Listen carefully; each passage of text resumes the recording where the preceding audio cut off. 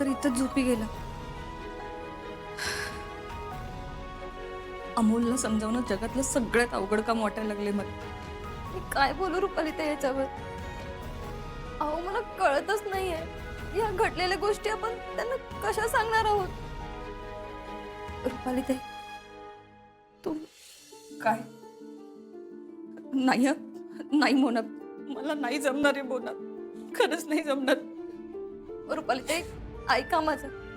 अहो त्यांच्यापासून हे सगळं एवढा वेळ लपून ठेवणं बरोबर नाहीये. तुम्ही प्लीज सांगा त्यांना.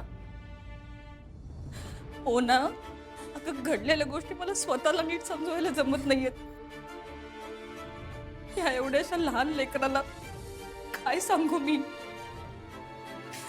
नाही, मला नाही बोलता येणार म्हणून, खरंच नाही बोलता येणार. रुपाली ताई, तुम्हाला कळतंय का?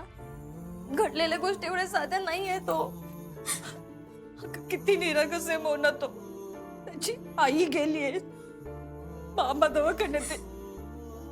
हे सगळं कळल्यानंतर कसं सांभाळणार आहे तो स्वतःला, कळतंय का तुला? हो रुपाली ताई, अहो 100 प्रश्न उभे राहतील त्यांच्या मनात. हो, पण त्याआधी या सगळ्यातून तो बाहेर कसा येईल याचा विचार करायला हवा.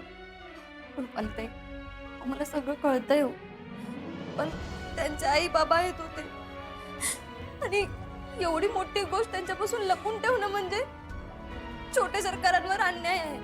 असं नाही का वाटत तुम्हाला? मला पण वाटतंय ग मोना की नंतर त्याला धक्का बसण्यापेक्षा आता ह्या गोष्टी कळलेल्या बऱ्या. आपण सांगूयात का त्यांना? हो, पण ना आता अर्जुन भाऊजी दवाखान्यात आहेत.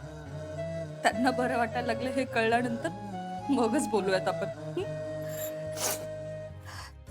ठीक आहे रुपाली ताई, छोटे सरकारांना त्यांच्या खोलीत झोपूयात का? हा, इथं झोपला तर गारट्याने आजारी पडेल तो.